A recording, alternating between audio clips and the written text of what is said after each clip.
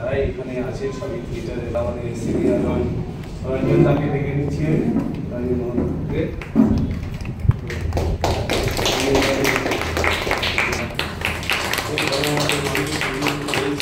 আমাদের মধ্যে রয়েছে সমীরণ প্যান্ডেল থেকে এসছে।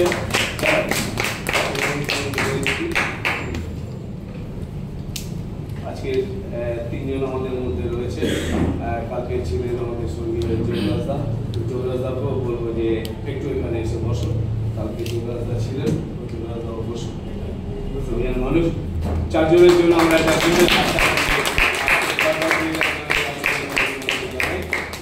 একটু আমাদের মতন করে একটু বরণ করে নিই চারজনকেই।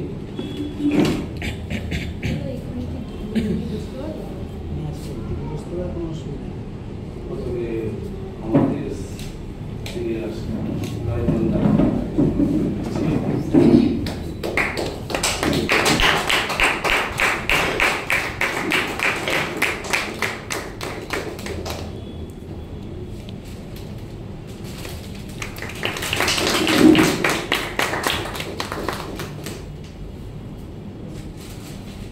একটু বলি, আমাদের কিছুদিন হলো আমাদের ছেড়ে চলে গেছেন রতন থিয়াম, মণিপুরের বিখ্যাত নাট্যকার।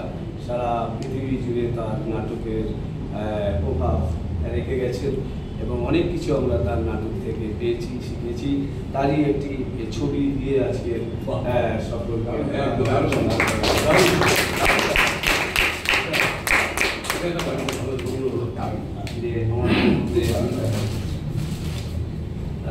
ছোট্ট একটু এটা একবারই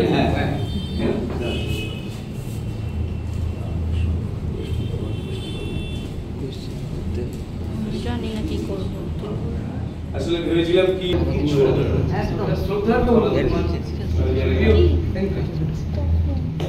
আমার মনে আছে তখন মানে কবিতার সাথেই আমার সারা জায়গায় যাওয়া আর কি বিদেশে এবং থিয়েটার নিয়ে চর্চা প্রসার কবিতা হাত ধরেই আমার হচ্ছে। এবং মণিপুরে তখন পোর ফাউন্ডেশনের একটা গ্র্যান্ট আমেরিকা থেকে এসেছিলেন। সেই সময় ভারতবর্ষের বহু মানুষ আর কি একটা প্রতিষ্ঠান থিয়েটার নিয়ে এসে করেছিলেন। এই তো তখন আমাদের কাজ সবাইকে দেখাতে হবে।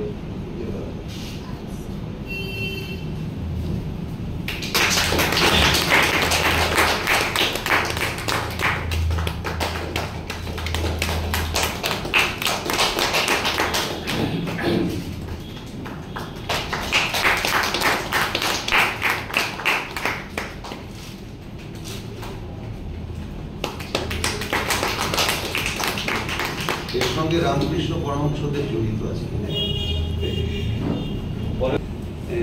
সমীরণ দা একটা ফোনে প্যান্ডেল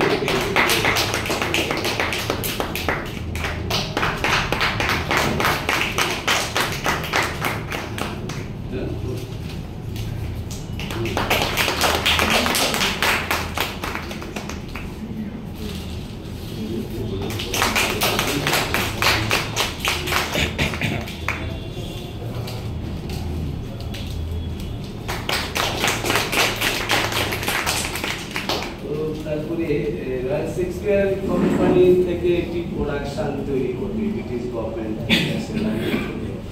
তো তখন তারা অডিশন দেবে, সারা ভারতবর্ষ অডিশন দেবে, তার সঙ্গে বাংলাদেশ আর শ্রীলঙ্কা টোটাল জায়গা থেকে মোটামুটি 24 জন অ্যাক্টার্সকে ওরা ব্রিটিশ গভর্নমেন্টের একটা রুলস আছে সোয়ান থিয়েটারে যে একটা প্রোডাকশন শেক্সপিয়ারের একটা প্রোডাকশন সারা বছর ধরে ওই হলে হবে এবং সেটা মিনিমাম 20টা ডিরেক্টরকে প্রজেক্ট দেওয়া হবে।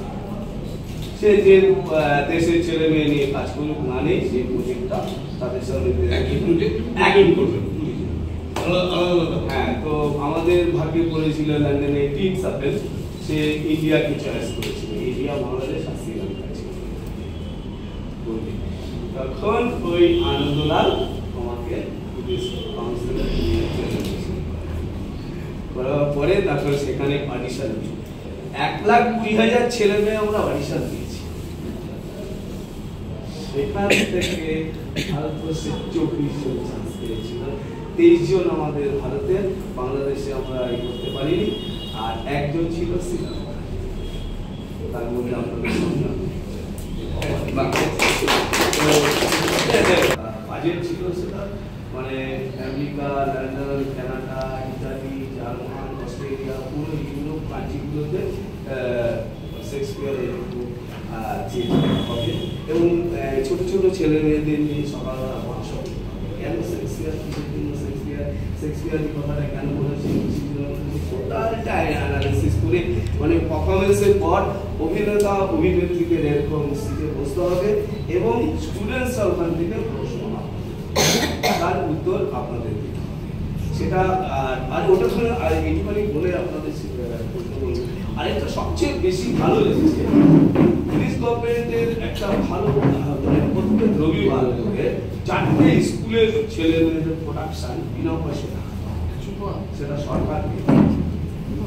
আর ওই স্কুলের কস্টিউম পরে টিচাররা সঙ্গে আসবে, তাদের কি নাটক হবে, কতগুলো স্টুডেন্টস আসবে, আর সেখানে হল মানে ছোট হল না, মানে আমাদের রবীন্দ্র সদনের মতন দুটো মিলে একটা, যদি এরকম হিউজ বড় বড় মানে থিয়েটার হল, আর তার ক্যাপাসিটি, তার ডিজাইনিং, তার মানে সেটা ভাবার বিষয়। লাস্ট কথা বলে, মানে আমি যখন প্রথম সোয়ান থিয়েটারে পা দিলাম, যেদিন আমাদের প্রথম শো, সেদিন যখন আমরা যাচ্ছি, গেট দিয়ে যখন ঢুকবো আমরা, প্রায় 10 জন ওপাশে 10 জন এপাশে শুধু দাঁড়িয়ে আছে, অডিয়েন্স ঢুকছে। তার আগের সিটটা হচ্ছে মশা মারার যে ওষুধ আছে পাইপলাইন, সেই সিনেমাতে দেখায় না সব ভিলেনটা ওরকম ভাবে ডিসকাস করে, সেরকম রকম ভাবে পাইপলাইন দিয়ে পুরো এটাকে করছে পরিষ্কার। সিটের কভার চেঞ্জ করে নতুন কভার পরানো হয় প্রত্যেকটা শোয়ে। আর অভিনয় শেষের পরে কেউ অডিয়েন্সের কাছে যাবে না, তোমাকে যদি ভালো লাগে, প্রোডাকশন যদি ভালো লাগে, বাইরে এখান থেকে বাইরে অডিয়েন্স অপেক্ষা করবে, তুমি যখন বেরোবে তখন তোমার ইন্টারভিউ নেবে, তোমার যাই হোক, এরকম একটা বিষয় সেখানে ভাগ্য করে আমি পেয়েছিলাম। আনন্দলালকে ধন্যবাদ, থিয়েটারকে অনেক অনেক ধন্যবাদ, থিয়েটার আমাকে এই প্লেসটা দিয়েছে। হয়তো আপনাদের ভালোবাসা ছিল, মা বাবার ভালোবাসা ছিল, সেখান থেকেই যেতে পেরেছিলাম সেখানে।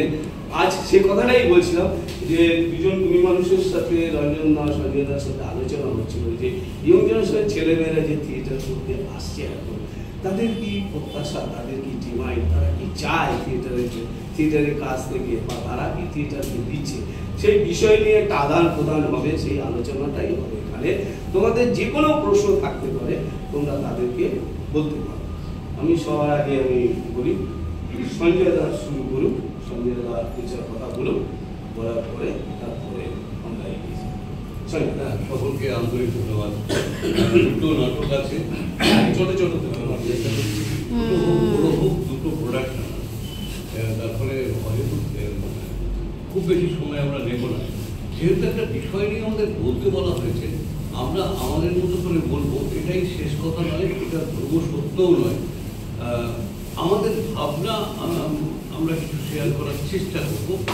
আর একটা কথা, যে আগে তখন যে কথাটা বলছিল যে থিয়েটারের কাছ থেকে তখন এইভাবে থিয়েটারটাকে দিয়েছে, এই দেওয়াটা যেমন একদিকে রয়েছে, ঠিক পাশাপাশি ঠিক এই মুহূর্তে দুটো ঘটনার কথা বলবো। একটা আমার ব্যক্তি জীবনের কথা, আর একটা অন্য থিয়েটার কর্মীর কথা। এই দুটো ঘটনা বললে একটা ধারণা তৈরি হবে আর কি।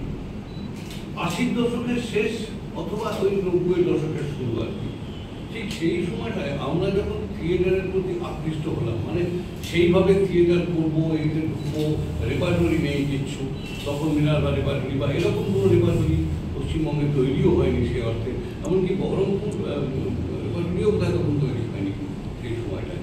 তো আমাদের ওই দল তৈরি করেই থিয়েটারটা করতে হবে, একটা গ্রুপ হবে, একটা গ্রুপ থিয়েটার করছি কিনা, গ্রুপ থিয়েটার আন্দোলন আদৌ হচ্ছে কিনা অতটা না ভেবেও থিয়েটারকে ভালোবেসে থিয়েটারের সঙ্গে রাখা। এবং সেটা করতে গিয়ে দেখলাম সবাই একটু যারা সিনিয়র তখন তারা বললো যে থিয়েটারটা করতে যাও তাহলে সময়টা বের করতে হবে, সময়টা বের করতে কী করতে হবে, একটা কষ্ট করে তখনকার সময়ের কনসেপ্ট বলছি কিন্তু আমি এটা, স্যালারি গ্র্যান্ট নেই, প্রোডাকশন গ্র্যান্ট নেই, ফেস্টিভ্যাল গ্র্যান্ট নেই, রেপার্টরি কনসেপ্ট তখনও পর্যন্ত সেইভাবে অন্তত বাংলায় দাপিয়ে বসেনি। তো আমাদের সবাই পরামর্শ দিল একটা কষ্ট করে সরকারি চাকরি জোগাড় করো, তারা 10টা 5টা ডিউটি করতে পারবে, প্রচুর ছুটি পাবে, ছুটি সরকারি ছুটিগুলো থাকবে, আর তার সঙ্গে চাইলে ছুটি নিতে পারবে, অনেকগুলো পাওনা ছুটি হবে তোমার। খুব ভালো করতাম, খুব খেটে মেটে কষ্ট করে একটা সরকারি চাকরি জোগাড় করে দিলাম। এবার থিয়েটার চর্চা আরম্ভ হলো এবং সেই সময় ঠিক সেই সময় প্রায় 93 সাল বোধ হয় রঞ্জনদার সাথে আমার প্রথম পরিচয়। রঞ্জনদার বাড়িতে আমি স্ক্রিপ্ট শোনাতেও গিয়েছিলাম, আমাদের একটা ছোট দল ছিল, রঞ্জনদাকে একটা নতুন স্ক্রিপ্ট এবং সেটা বোধ হয় আমার থিয়েটার চর্চা জীবনের প্রথম থিয়েটারের নাটক আর কি। রঞ্জনদার বাড়ি পঞ্চসাগরে চলে গেছি, কাজু বাদাম, বড় কাটিয়া ভাজা, কফি খেয়েছিলাম, মনে আছে, শীতকাল ছিল, ওই খাওয়াটা বেশি ভালো মনে আছে। তো নাটকটা শোনালাম, রঞ্জনদার আর রঞ্জনদার শোনার অভ্যাস হচ্ছে কোনো জায়গায় বেশি ইন্টারেস্ট লেগে গেল না, বিছানায় বসে তো আমি ক্লাসের চেয়ারে বসে, হ্যাঁ মানে পিএনটির অফিস আলো করে বসে থাকতে আর কি, বহুবার দেখেছি সেখানে বিভিন্ন অফিসে। তো পরামর্শ দিলেন, তারপরে আমাদের থিয়েটার চর্চা শুরু। ঠিক কিছু পাবো বলে, সত্যিই কিছু পাবো বলে যাইনি, শুধু এইটা যে থিয়েটার করবো বলে সরকারি চাকরি কষ্ট করে একটা জোগাড় করতে হবে, যেখানে নিজেদের জন্য সময়টা বের করতে হবে।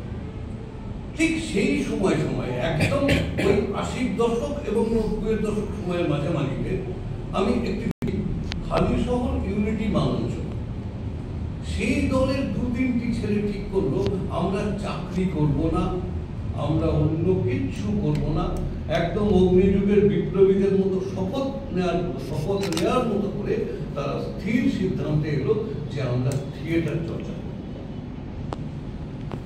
হালিশহর ইউনিটি মঞ্চের যোগরাজ এখানে আছে, একদম রঞ্জনদা রয়েছেন, সবাই জানেন ব্যাপারটা, বিশ্বজিৎ জানে ব্যাপারটা, যে তারা শপথ নিয়ে থিয়েটারটা চর্চা শুরু করলো। দেবাশিস বাবু শুরু হয়েছিল এইভাবে। 3.5 দশকে আমাদের বাংলার আর্থসামাজিক পরিবেশ বদলেছে, রাজনৈতিক পরিবেশ বদলেছে, সারা ভারতের রাজনৈতিক বাতাবরণ পরিবর্তিত হয়ে গেছে। এইরকম একটা অবস্থায় দাঁড়িয়ে এখন যারা থিয়েটার করছেন বা যারা থিয়েটারের বিভিন্ন চর্চার সঙ্গে যুক্ত আছেন, তাদের সঙ্গে অবধারিতভাবে যেটা জুড়ে গেছে সেটা হচ্ছে তার রুটি রুজি, পেট চালানো, সংসার চালানোর ভাবনা। এইটা একটা বড় প্রশ্ন হয়ে সামনে দাঁড়িয়েছে। উত্তর আমাদের কাছে কি আছে? না, নেই। সত্যি সে অর্থে আমাদের কাছে উত্তর নেই। উত্তর আপনাদের প্রত্যেকের মতো আমরাও খোঁজার চেষ্টা করছি, যে আজকের প্রজন্মের সামনে থিয়েটার কি রাখতে পেরেছে, যার কারণে সেই লোকটা থিয়েটার চর্চা করতে যাবে, সেই ছেলেটি বা মেয়েটি থিয়েটারে আকৃষ্ট হবে, বা কেন কিছু একটা চ্যানেল করবো, অথবা এরকম ভাবে আর্থিক উপার্জনের কিছু রাস্তা খুঁজে নেওয়া থিয়েটারকে কেন্দ্র করে বা থিয়েটারকে বেশি। এটা একটা আছে, একটা থিয়েটার চর্চা করে এসেছে, তার কি দায় করেছে প্রসিডিয়াম আর্ট সেন্টারে এসে এই সামান্য কটা লোককে জড়ো করে থিয়েটার চর্চা করা? কি পাচ্ছে এখান থেকে? উল্টে এই উত্তরীয় মালা এই বা এই যা কিছু আনুষঙ্গিক খরচ, এই সব খরচটা দিয়ে থিয়েটারটা করছে। গ্র্যান্ড কত পয়সা পায়, কত পয়সা গ্র্যান্ড পায়, কত পয়সা খরচ হয়, সেই হিসেব তারাই জানে, আমরাও জানি কোথায়। তাহলে তারপরে পড়ে থাকেটা কি? আসলে যেটা পড়ে থাকে সেটা আসলে সম্পূর্ণ মানসিক, সেটা সম্পূর্ণই অভ্যন্তরীণ একটা ব্যাপার, আমার মনের ব্যাপার, আমার ভালোবাসার ব্যাপার, আমার মানসিক তৃপ্তির জায়গা। আমার মনে হয় থিয়েটার এই মানসিক তৃপ্তি স্বীকৃতি দেওয়াটা, বা আরো একটু বৃহত্তর করে যদি বলি যে আমি কিছু কথা, আমার কথা স্পষ্ট করে যেগুলো বলার আমার অন্য কোনো প্ল্যাটফর্ম নেই, আমি সেই কথাগুলো আমার থিয়েটারে এসে বলবো, এইরকম একটা জায়গা তৈরি হয়। রঞ্জনদা আরো ভালো বলবেন, রঞ্জনদা ভীষণ ভালো বলেন, তার কথা শোনার জন্য বহু জায়গায় আমরা অপেক্ষা করে থেকেছি দিনের পর দিন, এমনকি একসঙ্গে বিচারক হয়ে বহু প্রতিযোগিতায় গেছি, গিয়ে সেখানে রঞ্জনদা কখন বলবেন আমরাও অপেক্ষা করে থেকেছি যে এই 12টা নাটক হলো, রঞ্জনদা এই 12টা নাটক নিয়ে কি বলেন একটু রঞ্জনদা বলবেন। আমি খুব সংক্ষেপই করতে চাইছি, কেননা ইতিমধ্যে অনেকটা দেরি হয়ে গেছে, আমি খুব বেশি সময় আর নিতে চাইছি না, শুধু আমি কতগুলো প্রশ্নের জায়গা রাখতে চাইছি যে আমাদের থিয়েটার চর্চাটা শুধু কি আর্থিক রুটি রুজির একটা বিকল্প পথ, সেটা তো হবে না, জানি বিকল্প পথ হতে পারে না। যদি বিকল্প পথ না হয় তাহলে এটা কি অবলম্বন? যদি অবলম্বন হয় তাহলে দুশ্চিন্তার জায়গা আছে, কারণ এটা যদি অবলম্বন করে আমি অন্য কিছু করার কথা ভাবি তাহলে না হবে ওটা, না হবে এটা, থিয়েটার চর্চাটা ঠিক হবে না। আর যদি আমি পর্দায় বা অন্য কোনো মাধ্যমে শিল্পী হয়ে উঠতে চাই তাহলে সেটাও যদি ফোন দিয়ে করা যায় তাহলে আবার এটা হবে না, এটা যদি হয় তাহলে ওটাও হয় না। অনেকে বলেন যে হ্যাঁ অনেকেই তো করছেন, হ্যাঁ করছেন, কিছু উদাহরণ নিশ্চয়ই আছে, কিন্তু সেই উদাহরণটা শেষ কথা না, সেই উদাহরণটা সার্বিক চিত্র। অতএব আজকের প্রজন্ম থিয়েটারের কাছে ঠিক কি প্রত্যাশা করে এটা জানার জন্য সত্যি আমরা নিজেরাও খুব আগ্রহী। সামনে অনেক জুনিয়র ব্যাচ রয়েছে যারা আজকের প্রজন্ম বলতেই পারি, আজকের নতুন জেনারেশন, জেন এক্স বা জেন জেড কি বলছে আমি জানি না, হ্যাঁ জেন জেড এখন চলছে, তো এই জেন জেড কিভাবে থিয়েটারটাকে নিয়ে ভাবছে বা এটা আমরাও খুব জানতে আগ্রহী। আমি এদের থেকে হয়তো উত্তরও পেতে চাইবো আর কি, আমরা খুঁজছি, সত্যিই খুঁজছি। নতুন যারা থিয়েটার করছে তাদের সঙ্গে দেখা হবে, আলোচনা করার চেষ্টা করি, বারবার করে বোঝার চেষ্টা করি যে সত্যি তারা থিয়েটারটা কিভাবে ভাবছেন বা থিয়েটার চর্চাটাকে কিভাবে ভাবছেন, এটা জানতে আমি সত্যি আমি নিজেও খুব আগ্রহী। ঘটনাচক্রে আমি কিছু নাটক লিখি, সারা পশ্চিমবঙ্গের কিছু দল করে, আপনারা জানেন, সেটা যারা জানেন না তাদের জন্য জানাই যে ছোট নাটক এবং বড় নাটক মিলিয়ে প্রায় 44-45টা দল সারা পশ্চিমবঙ্গে আমার নাটক নিয়ে কাজ করছে আর কি। এটা আমার কাছে একটা প্রাপ্তি, এটা শেষ কথা নয়। আমি যে নাটকগুলো লিখছি সেই নাটকগুলো তারা করছেন, তার বিনিময়ে তারা কি পাচ্ছেন বা তার বিনিময়ে সেটা তাদের কোথায় পৌঁছে দিচ্ছে, এটাও আমার জানার আগ্রহ থেকে গেল একটা। আমরা উত্তরগুলো সত্যিই করছি। আর বাকি রঞ্জনদা বিদগ্ধ মানুষ, প্রাজ্ঞ মানুষ, তিনি বলবেন, আমরা তার কথাও শোনার অপেক্ষায় রইলাম। আমার মতো করে আমি ছোট্ট করে আমি বিষয়টা এখানে শেষ করতে চাইছি। ধন্যবাদ। তোমাদের যদি কোনো প্রশ্ন থাকে রাখো, বলে আমরা একটু করে শিখবো। আমি একটু সমীরণদাকে বলবো, সমীরণদা কিভাবে দেখছেন বিষয়টাকে, নিজে তো দল নিয়ে কাজ করছে, আড়ে টের পাচ্ছে, আমি খুব ভাগ্যবান এই একদিক থেকে বলতে পারি যে আমাদের যে ছেলেমেয়েরা কাজ করে আমার সাথে তারা আমাকে খুব ভালোবাসে। দলের কথা বলিনি, দলের বাইরের কথা বলছি। হ্যাঁ, আসলে এখানে সত্যি কথাই বলি। আমি একটুখানি দু একটা কথা আগে বলি। এখানে যারা বসে আছেন আমার সঙ্গে, সঞ্জয় দা, প্রত্যেকে আমার খুব প্রিয় এবং ভালোবাসার মানুষ এবং শ্রদ্ধার মানুষ। রঞ্জনদার সঙ্গে আমার ফেসবুকে মাঝে মাঝে কথা হয়, বিতর্ক অনেক বিষয়ে আমি একমত হই না, কিন্তু সেখানে অশ্রদ্ধা আমি আমার মত দিলাম এবং সেটা রঞ্জনদার মতো করে তিনি নেবেন, কিন্তু আমার কোনোরকমভাবে অশ্রদ্ধা থাকে।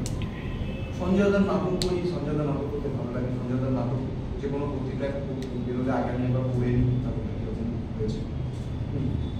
তপনদার সঙ্গে আমার আজকের সম্পর্ক, তপনদার আমার কিশোর বয়স থেকে আমার তপনদার সঙ্গে সম্পর্ক, এবং মানে তপনদা অনেক সময় আমাকে বকাবকিও করে, এরকমই সম্পর্ক। তো সেই রকম জায়গায় সম্পর্ক, যোগরাজদার সঙ্গে সম্পর্ক, এরকম মানুষদের সঙ্গে খুশি আজকে কথা বলতে হচ্ছে, তাকে ভালোই লাগছে। থিয়েটারে নতুন প্রজন্ম কি প্রত্যাশা করে সেটা তো পরে আলোচনা হবে, কিন্তু আমি কি প্রত্যাশা করি সেটা তো আগে জানার দরকার যে আমি কেন থিয়েটার করছি। এখানে আমি একটু যদি ঘরোয়াভাবে জিজ্ঞেস করি, ভাই তুমি কেন থিয়েটার করতে, তুমি আমাকে বলতে পারো যে তুমি তো আমার থেকে বয়স অনেকটাই ছোট, তুমি কেন থিয়েটার করছো, মানে তোমার হঠাৎ করে কেন মনে হলো তুমি থিয়েটার করছো? আসলে অভিনয় আমার ভালো লাগে, তাই অভিনয় করতে ইচ্ছে করে। সিনেমা, যে কোনো একটা কারণ আছে, সিনেমা, সেই জন্য আমি সারা জীবন থিয়েটারেই থাকতে চাও? অবশ্যই থিয়েটার করতে চাই, মানে নাকি তোমার আরেক অবশ্যই আমি যেতে চাই। যেতে চাও? মানে এরকম একটা বিষয় রয়েছে। আমি আমার জায়গা থেকে বলি, আমার এরকম কোনোদিন কোনো ইচ্ছে ছিল না। মানে আমার কোনোদিন কোনো ইচ্ছে ছিল না। আমি যখন জাস্ট উচ্চ মাধ্যমিক দিয়েছি, তার আগে সত্যি কথা বলতে আমি স্কুল লাইফে একটা অত্যন্ত বদ ঘাটে টাইপের ছেলে ছিলাম, সবার পেছনে লাগা এবং প্রত্যেক ক্লাসেই প্রায় পানিশমেন্ট পাওয়া এরকম একটা স্টুডেন্ট। তো এরকম একটা সময় ডিওয়াইএফআই তখন খুবই অ্যাক্টিভ, 2000 সাল। তখন আমাদের পাড়াতে ডিওয়াইএফআই এর আয়োজনে একটা নাট্য প্রতিযোগিতা হতো এবং আমি সেখানে দর্শক হিসেবে গেলাম নাটক দেখতে। কোচকেমি যেমন হয় সেরকম ভাবেই নাটক দেখতে গেছি এবং নাটক দেখতে গিয়ে 3টে নাটক সেদিন দেখেছি। আমার জীবনটা বদলে দিয়েছে 3টে নাটক। প্যান্ডেল আরোহীর ছেঁড়া ক্যানভাস, গোবরডাঙ্গা নকশার শনি, আর ইউনিটি মালঞ্চর হানুয়া কা বেটা, এই 3টে নাটক আমি দেখেছি। এই 3টে নাটক দেখার পরে আমার মনে হয়েছিল যে আমি এরকম অভিনয় আমি করব। জীবনে কোনোদিন স্কুল লাইফে একটা কবিতাও, যেদিন রবীন্দ্র জয়ন্তী হয়, যেদিন ভাষা দিবস নিয়ে অনুষ্ঠান হয়, সেদিন আমি হাফ ছুটি হয় আমি পালাই।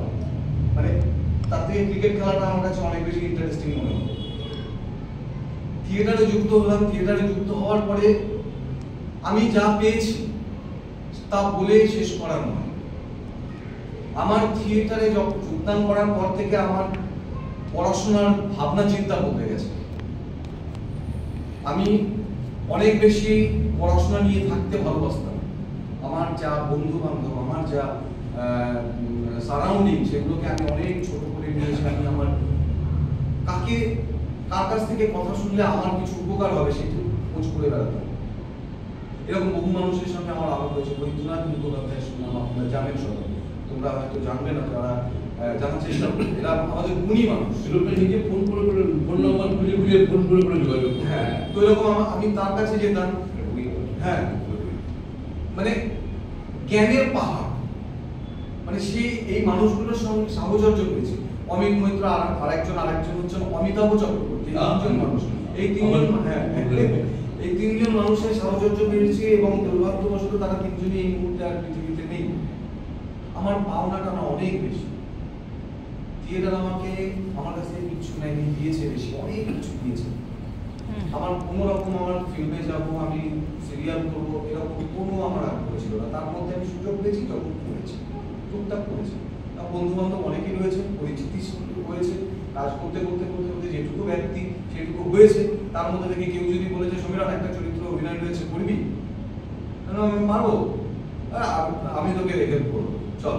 এই করতে করতে ফিল্মের সাথে কিছু কিছু যুক্ত হয়েছি। কিন্তু ওটা থেকে আমি বুঝেছি একটা জিনিস, যে সঞ্জয়দা যেটা বললেন না প্রথমে, যে একটা চাকরি, আমি আমার লাইফে 3টে ভালো চাকরি পেয়েছি শুধুমাত্র থিয়েটারটাকে সিনসিয়ারলি করবো। এবং আইবিতে ইন্টেলিজেন্স ব্যুরোর মতো একটা চাকরি আমি ছেড়েছি শুধুমাত্র থিয়েটারটা করবো বলে। কারণ তখন আমি অলরেডি স্কুলে জয়েন করেছি, আমি বিষয় শিক্ষক। তো এইরকম জায়গা থেকে আজকে যদি থিয়েটারটা না করতাম, তাহলে এই মানুষগুলোর সঙ্গে আমার আলাপ হতো না। আমি হয়তো আমার আর 5টা যারা সাধারণ চাকুরিজীবী, আমার যারা কলিগ, তারা আমার খুব ভালোবাসার মানুষ, কিন্তু তাদের মতোই বাড়িতে যেতাম, গিয়ে শুধু মেয়েকে পড়াতাম, টিভি দেখতাম, সংবাদ দেখতাম, তারপরে পরের দিন কি বাজার হবে সেই বাজারের হিসেব করে আমি ঘুমিয়ে পড়তাম। এটা হতো আমার জীবন। কিন্তু তার বাইরেও আমি আজকে প্রত্যেকটা কাজ ভীষণভাবে দায়িত্বের সাথে করি। আমার মেয়েকেও পড়াই, আমার বউকে নিয়ে ঘুরতেও বেরোই, আমি থিয়েটারটাও করি, প্রচুর কাজ থিয়েটারের সঙ্গে থাকে, নাটক লিখি, নাটক পড়ি, নাটক করার চেষ্টা করি, সমস্ত কিছু করার চেষ্টা করি। থিয়েটার আমাকে সব কিছু দিয়েছে। আমি কিছু প্রত্যাশা করি, এই প্রত্যাশা ছাড়াই আমি অনেক কিছু পেয়েছি। আজকে এই যে এইটুকু উত্তরীয় দিয়ে যে আমাকে সম্মান জানানো হয়েছে, আমাকে থিয়েটার দিয়েছে, আমাকে কেউ দেয়নি। আমি এই যে 25 বছর ধরে আমি থিয়েটারের সঙ্গে করেছি, কোনোদিন ভাবিনি আমাকে কেউ তুলীয় কোরীয় বরণ করবে, এটা ভাবিনি, এটা ভেবে করিনি, আসেনি আমি। এই প্রত্যাশাটা ছেড়ে দিয়ে যদি কেউ অনেস্টলি লেগে থাকুক, আমি এটাই বলি যে অনেস্টলি যদি কেউ ভেবে থিয়েটারটা করে তাহলে সে করবে। জেনজির কথা বলা হচ্ছিল, জেনজি এখনকার ছেলে মেয়েদের আমি মেধা দেখি যথেষ্ট। আমার আরেকটা সুবিধা আছে, মানে যেটা রঞ্জনদা বা সঞ্জয়দার নেই, আমার আছে। আমার প্রত্যেক বছর প্রচুর ছেলেমেয়ের সঙ্গে আলাপ, নতুন নতুন ছেলে। এবং একটু আগে যোগরাজদার সঙ্গে কথা হচ্ছিল স্কুল টিচিং নিয়ে, আমার সঙ্গে আমার স্টুডেন্টদের ভীষণ আন্তরিক সম্পর্ক, ভীষণ ভালো সম্পর্ক। এবং মজার ব্যাপার হচ্ছে গ্রান্ট, আমি গ্রান্ট নিই, কিন্তু একটা সময় আমার যদি গ্রান্ট বন্ধ হয়ে যায় আমার কিচ্ছু যায় আসে না, কারণ আমাকে গ্রান্ট, আমাকে অনুদান দেওয়ার জন্য আমার স্টুডেন্টরা বসে আছে। বুঝে স্যার, কখনো যদি লাগে, ভালো ভালো ছেলে আমার তৈরি হয়েছে, তারা ভালো ভালো জায়গায় চাকরি করে, কোম্পানিতে আছে, বিভিন্ন অ্যাডভার্টাইজমেন্ট জগতে রয়েছে, তারা বলেছে আপনি আমাদেরকে কোনো সময় ডোনেশন চাইলে আমাকে বলবে, আমি দেবো। এটা কি প্রাপ্তি নয় কি? আমি শুধুমাত্র গ্রান্ট নিই, আমি গ্রান্ট নিই, আমি তাদের কাছ থেকে চাইনি, যদি দরকার পড়ে তারা কিন্তু আমাকে দেবে, এরকম সম্পর্ক হয়ে রয়েছে। তারা থিয়েটার দেখতে আসে, তারা সেটা বলতে চাইছিলাম যে জেনজির কথা, যে ইয়াং জেনারেশন তোমাদের জেনজির মধ্যে তোমরাই করো, তো তোমাদের কাছে ইনফরমেশন, টেকনোলজি ইত্যাদি তোমরা হাই রিচ প্রত্যেক, সেখানে হয়তো আমরা খানিকটা পিছিয়ে আছি। কিন্তু আবার এই জায়গাটা আবার একটা বলবো যে তোমাদের মধ্যে বই পড়ার অভ্যেসটা ভীষণ কম। নলেজ একবার করা যেটা বই থেকে হয় সেটা সবটা গুগল থেকে হয় না। একটা বই পড়ার অভ্যেসটা রাখতে হবে। আমার বক্তব্য হচ্ছে এগুলো করলে না তোমার নিজেরই থিয়েটারের প্রতি আরো বেশি ইনভলভমেন্ট বেড়ে যাবে, ইনভলভমেন্ট অনেক বেড়ে যাবে।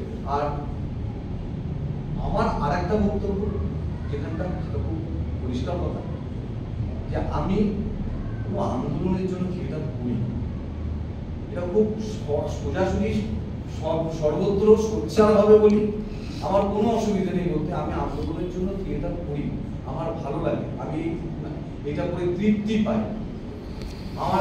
আমাকে কেউ যদি নাটক দেখার পরে বলে যে সমীরণ আরে খুব ভালো লাগলো, এটা আমার তৃপ্তি। না হলে কিসের জন্য এটা বিনিময়ে আমরা যে অভিনয় করি, তখন তাও ইনক্লুডেড তার মধ্যে আমরা যে থিয়েটারটা করি তাতে একটা জায়গা থেকে আজকে যদি আমরা দক্ষিণ চব্বিশ পরগনায় আমাদের একটা শো থাকে, সেই যা তারা টাকা দেয় তাতে আমাদের খরচ ওঠে না, বরং পকেটের থেকে টাকা যায়। তারপরেও কেন মাঝরাতে বাড়ি ফিরি, ঠান্ডা খাবার খাই এবং পরের দিন সম্পূর্ণ ঘুম কমপ্লিট হয় না, মেয়েকে রেডি করে দিয়ে নিজে স্কুলে যাই, আবার সন্ধ্যেবেলা রিহার্সাল করে, এই যে শারীরিক পারিবারিক সমস্ত কিছু ক্ষতি করে কিসের জন্য দৌড়চ্ছি? শুধুমাত্র নিজের ভালো লাগে। সঞ্জয় দার আরো একটা কথা, আমার কথা বলার কেউ নেই। রামের কথা বলার লোক আছে, বামের কথা বলার লোক আছে, ঘাসের কথা বলার লোক আছে, হাতের কথা বলার লোক আছে, আমার কথা বলার কিছু নেই। আমার কিছু বলার থাকতে পারে, সেটা আমার কথা, আমি আমার মতো করে থিয়েটারে করি। সেটা কখনো বামের এগেন্স্টে চলে যায়, কখনো রামের এগেন্স্টেও যায়, কিন্তু আমার নিজস্বতা একটা আছে, যেটা আমি ঠিক মনে করি সেটাই আমি বলার চেষ্টা করি। এটা হচ্ছে আমার। এবার প্রত্যাশার জায়গা থেকে তোমরাই ভাববে যে তোমরা কি প্রত্যাশা করে থিয়েটার করতে এসেছো।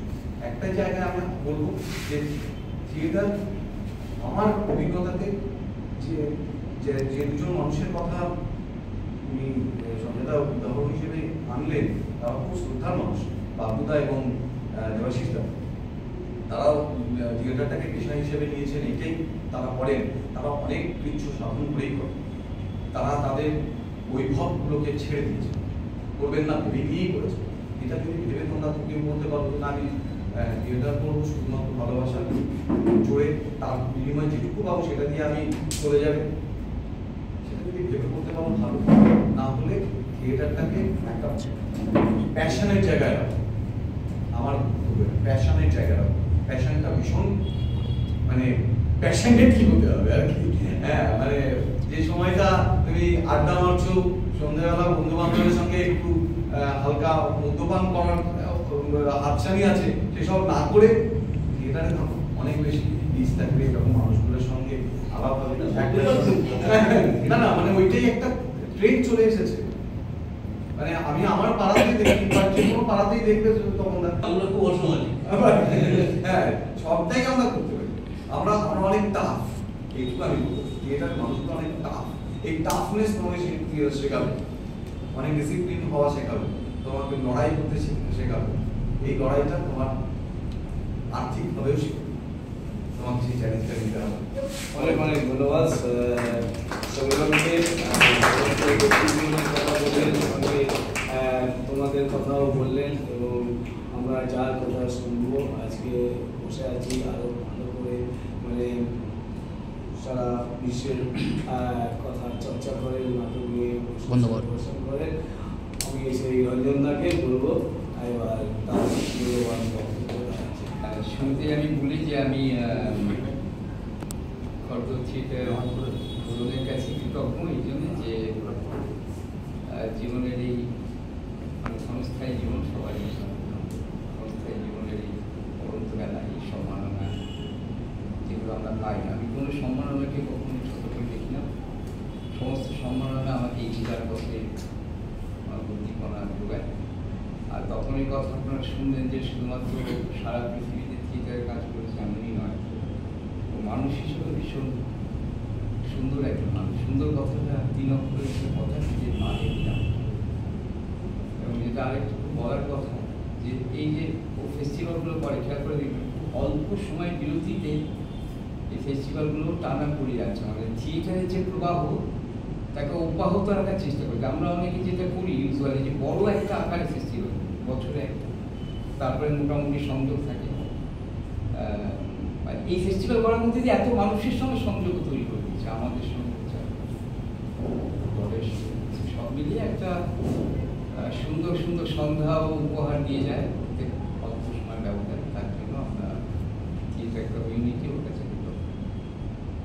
যে বিষয়টা এখানে এসেছে খুব ইম্পর্টেন্ট বিষয়, যে প্রত্যাশা কথাটা দেখুন, প্রত্যাশা কিন্তু তৈরি হয় খুব কঠিন। মানে এখন গোটা পৃথিবীতে আপনারা জানেন, ভারতবর্ষে তো বটেই, যে নতুন যে জেনারেশন বা বর্তমান জেনারেশন তাদের উপর কি তুমুল পীড়ন চলছে, ভয়ঙ্কর ধুলায় লুণ্ঠিত, তাদের সম্মান করছে না রাষ্ট্র, তার সমস্ত শক্তি নিয়ে তাদেরকে শেষ করে দেওয়ার চেষ্টা করছে। আজকে যেখানে শ্রম দেওয়ার সমস্ত ক্ষমতা রয়েছে, সৃজনশীল শ্রম, সেই শ্রমের ক্ষমতা আছে, কিন্তু সৃজনশীল ক্ষমতার মতো কোনো জায়গা নেই। এটা খুব শুধুমাত্র আমাদের ভারতবর্ষে বেশি করে হচ্ছে, ও ইউরোপের দেশগুলো অতটা হয়তো হচ্ছে না। আমেরিকায় আজকে ডোনাল্ড ট্রাম্প আসার পরে অতটা আরো, এবং একটা দিশাহীন একটা প্রজন্ম তৈরি হয়েছে, দিশাহীন লক্ষ্যহীন প্রজন্ম। তারা জানে না তারা কি করবে আগামী দিন, তাদের কোনো দোষ নেই, তাদের হতাশায় তারা ভেঙে পড়েছে। তারা জানে না যে থিয়েটারে তারা আসছে, অনেকেই বেশিরভাগ প্রজন্ম যে ছেলেমেয়েরা, আমি যতটুকু আমার অভিজ্ঞতা আমার বয়স সময় বলে, যে তারাও কিন্তু পথ পাচ্ছে থিয়েটারে এসে, তারা বুঝতে পারছে আমরা কি করব। এই বৃহত্তর জিজ্ঞাসা, এইটা একটা বড় জিনিস আর কি। তো উৎপল দত্তের সঙ্গে আপনারা জানেন যে আমার খুব ভালো একটা সম্পর্ক। সম্পর্কটা এমনই যে আমি ওনাকে এমন কথা বলতে পারতাম যেটা অনেকে ভয় পেয়ে, সেরকম একটা সম্পর্ক তৈরি হচ্ছে। তো আমি একদিন বলেছিলাম, তুমি এপিক থিয়েটারে আমাকে লেখার জন্য বলেছিল, তা আমি ওনাকে বলেছিলাম যে লিখে কি হবে, কেউ পড়ে না। এই কথাটার উত্তরে তিনি বলেছিলেন যে তুমি কি করতে পারতে আমাকে এছাড়া, তুমি মোটামুটি লেখাপড়া জানো, তুমি একটা ক্লাবের প্রেসিডেন্ট হতে পারতে, ড্রাফট করতে পারবে হয়তো, মনে হয় দু চারটে করে দিতে পারতে। তা আমার মতো মদ খাওয়ার ক্ষমতা তোমার নেই, চেহারা দেখে বুঝতে পারছি। সঞ্জয় বললো তখনকার দিনে আমি ছিল, সে ক্ষমতা তোমার নেই। তুমি আমার মতো প্রচুর পরিমাণে খেতেও পারবে না, তাহলে তোমার জীবনটা কি হতো? তাহলে থিয়েটারে এসে তুমি সবচেয়ে বড় কথা নিজেকে জানবার চেষ্টা করছো, দেশকে জানবার খুঁজছো, প্রতি মুহূর্তে দেশকে খুঁজছো। তোমার মধ্যে ঘৃণা জন্মাচ্ছে, যেসব মানুষকে ঘৃণা করা যায়, যে সিস্টেমটাকে ঘৃণা করা যায়, তার সেই ঘৃণা তোমার, এই যে পরিশুদ্ধ ঘৃণা, এই পরিশুদ্ধ ঘৃণার আগুন, এটা ভয়ঙ্কর কঠিন, এটা সাধারণ কোনো মানুষ পায়। তুমি আজকে যে থিয়েটারে এলে এই জন্য তুমি এগুলো করতে পেরে, সে থিয়েটার হতে পারে, সঙ্গীত হতে পারে, চিত্রশিল্প হতে পারে, সেটা যে কোনো রকম চাকরি চলতে পারে। এবং আজকে পাবলো পিকাসো সেকেন্ড ওয়ার্ল্ড ওয়ারে যখন হিটলার ফ্রান্সে বোমা বর্ষণ করলো, তখন 1936 সালে গুয়ের্নিকা শহরে বসে তিনি গুয়ের্নিকা একটা রোমাঞ্চকর শিল্প করেছিলেন। এটা কখনোই পাবলো পিকাসোর পক্ষে 8-10টা সাধারণ শিল্পী হলে তার পক্ষে সম্ভব হতো। ফ্যাসিবাদের বিরুদ্ধে এই যে তার যে রেসপন্ড করা, প্রতিবাদী রেসপন্ড, এটা কিন্তু কখনো সম্ভব হতো না। তাই এই জায়গাটা হচ্ছে শিল্প বা থিয়েটার। আমরা আমাদের সিস্টেম আমাদের যেভাবে শৃঙ্খলিত করছে, সেই শৃঙ্খলকে ভেঙে দেওয়ার ক্ষমতা থিয়েটার আমাদের দিতে পারে। এই থিয়েটারের কাছে যদি আমাদের সত্যিকারের কোনো প্রত্যাশা থাকে, তবে সেই সবচেয়ে বড় প্রত্যাশা উদার উন্মুক্ত এক পৃথিবীর জন্য আমরা যে লড়াই, আমরা যে পৃথিবীতে বাস করছি, আমরা তো জানি না, আমাদের তো জানতে দেওয়া হয় না। গোটা পৃথিবীতে 90% মানুষ জানে না সে মানুষ হিসেবে কি তার চাওয়ার ছিল, কি তার পাওয়ার ছিল। তার জন্য এত শোষণ করতে পারে, এত মূর্খ লোকেরা দেশ শাসন করতে পারে, এত মূর্খ লোকেরা আমার আপনার উপর পীড়ন করতে পারে, যাদের কি পড়াশোনা কেউ জানে না পৃথিবীতে। তারা অশিক্ষার অন্ধকারে ডুবে থেকে আমাদের ডুবিয়ে দিচ্ছে। কারণ আমি জানি না যে আমার কি পাওয়ার ছিল, আমার কি চাওয়ার ছিল। কিন্তু আমি এসেছিলাম একটা আস্ত মানুষ হিসেবে। এই মনুষ্যত্বের পূর্ণ জাগরণ ঘটানোর জন্য আমি কি আমার করার ছিল সেটা আমি একটু চরিত্র দেখতে পাচ্ছি না ভারতবর্ষে, যে যাকে ঘিরে যার অনুপ্রেরণায় আমি এগোতে পারি, আগামী নতুন প্রজন্ম পথ পেতে পারি, একটা আলোর দিশা পেতে পারি, সেরকম একটা চরিত্র আজকে স্বাধীনতার পর আস্তে আস্তে কমতে কমতে একটা ম্যামোরিয়াল জায়গায় এসে আমরা দাঁড়িয়েছি, যেখানে আমরা পাচ্ছি না। তাহলে এই জায়গাটা তৈরি হওয়া হচ্ছে সবচেয়ে ইম্পর্টেন্ট। সেটা আমাদের থিয়েটার দিতে পারে। থিয়েটার দিতে পারে বীরেন্দ্র চট্টোপাধ্যায়ের একটি কবিতা আপনারা জানেন, অসম্ভব ইম্পর্টেন্ট একটি কবিতা, যে মাটি তো আগুনের মতো হবে যদি তুমি ফসল ফলানোর মন্ত্র না জানো। যে মানুষ গান গাইতে জানে না, যখন প্রলয় আসে তখন সন্ধ বোবা হয়ে। এই একটা লাইনে পৃথিবীর সমস্ত শিল্পের অন্তরের যে প্রেরণা, অন্তরের যে ছন্দ, সেটাকে আমরা জানতে পারি। যে মানুষ গান গাইতে জানে না, যখন প্রলয় আসে সে অন্তর বোবা হয়ে যায়। তাই আমরা যখন থিয়েটারে আসি, আমরা যখন গান দিয়ে সঞ্জয় বললো যে দিনের পর দিন কত বা মানে আমাদের সেই সঞ্জয় জানি রবীন্দ্রনাথ দাস আমাকে কবিতাকে বিচার করে নিয়ে যেত। দেড়টার সময় বাড়ি ফিরছি, আমার ওয়াইফ অপেক্ষা করছে, বৃদ্ধা মা অপেক্ষা করছে, গাড়ির ব্যবস্থা হয় না, গাড়ি কোনো ব্যবস্থা নেই। হ্যাঁ, কিছুই নেই। হ্যাঁ, রবীন্দ্রনাথ দা নিয়ে এসেছিল। তাই এই যে ব্যাপারগুলো, যে আমরা এর পরও আমরা থিয়েটারে কেন করলাম, কারণ আমাদের মধ্যে অনেকেই আছে যাদের বয়স দিনের পর দিন উইদাউট পে হয়েছে, অফিসে চলে। আমি 87% নাম্বার পেয়ে মানে চান্স পেয়েছি। এনিহাও ওটা আমার পড়া হয়। কখন কখন আমার মায়ের, বৃদ্ধ মা এখন জীবিত, কখন কখন দুঃখ করে বলে যে তুই আর একটু সিরিয়াসলি লেখাপড়াটাকে তুই নিতিস। আমি কি পেতাম তুমি আমাকে বলো। আজকে না হোক দেশের মানুষ, কিছু মানুষ চিনুক না চিনুক, আমি তো নিজের কাছে স্যাটিসফাই। আমি যে থিয়েটারটা করতে গিয়ে স্যাটিসফাই। আমি কি কাজ করেছি সেটা বড় কথা, কিন্তু আমি তো থিয়েটার স্যাটিসফাই। জীবন তো একটা অল্প সময়ের জীবন, সেই জীবনে আমি যদি একটা বড় চাকরি করতাম, আমার বাড়ি গাড়ি দিত, আমাকে অনেক কিছু দিত, কিন্তু মুষ্টিমেয় কিছু মানুষ ছাড়া আমি আমার নিজের কথা আমি কাউকে বুঝতে পারি। সেইখানে আমাদের শিল্প ছিল থিয়েটার চাকরি। প্রাথমিক জীবনে ক্ষুদ্রতার সীমাবেই আমাদের, যদি বলে অনন্তে পৌঁছে দেয় সেটা একটু বড় হবে। কারণ সেই প্রসন্নকে দেখলে আমাদের সদাগরের নৌকো, সেই প্রসন্ন বন্দ্যোপাধ্যায়ের নাটক, সেই নাটক দেখতে আমাদের তৈরি হয়েছে কোথাও অনন্তের ঠিকানা। আমরা ভাবছি অনন্তে পৌঁছে গেছি, সে অনন্তকে আমরা হয়তো দেখি না। এই অনন্ত তো এটাই, এটা সীমা শেষ ক্ষণকাল বা ক্ষণিকের সমস্ত কিছু পার করে দেয়। সেই পার করাটা আমরা কখন বুঝি, যখন কোনো যন্ত্রণা আমাদের গায়ে লাগে না। আপনি বিশ্বাস করুন, সমীরণের হয়তো তাই, সঞ্জয়ের তাই, বা যোগরাজের তাই, তখনই তাই। এই ধরুন এই পুজো আসছে, আজকে আমরা বৃদ্ধ হয়ে গেছি, বড় হয়ে গেছি, আলাদা কথা। আমাদের তো একটা যৌবন ছিল, অল্প বয়স ছিল। আমার জীবনে কোনোদিন আপনাদের বলছে, এবং এটা সঞ্জয়ের হবে, হলেও হতে পারে। আমার বাবা এমন কোনো চাকরি করতেন, 91 পরিবারকে আমাদের অনেকেই আছে, তারা ওই যে জামা, নতুন জামা কাপড় দেওয়ার মতন টাকা পরে হয়তো এই দিক ওদিক করে পুজোর অনেক পরে হয়তো দিতে পারে। কোনোদিন কোনো অভিমান হয়নি, কোনোদিন কোনো দুঃখ হয়নি, বরং গর্ব হতো। কারণ আমি যে পাড়ায় থাকতাম কালীগঞ্জের উল্টো দিকটা গরিব মানুষ, মানে যারা তাদের আমরা ঝুঁকড়িবাসী বলি, তারা ওরাই আমাদের বন্ধু ছিল। আমরা যদি কোনো একটা নতুন জামা পেতাম আমরা পরতাম না বলে, কারণ ওরা পেত না, ওদের হতো না বলে এই কাজ জায়গা দিয়েছে আমাদের পরিবারে। কিন্তু আমার বাবা অনেক রকমের মানে আন্দোলনের সঙ্গে ছিলেন, সেগুলো সেই আন্দোলন সেই সময় অত্যন্ত গুরুত্বপূর্ণ আন্দোলন ছিল।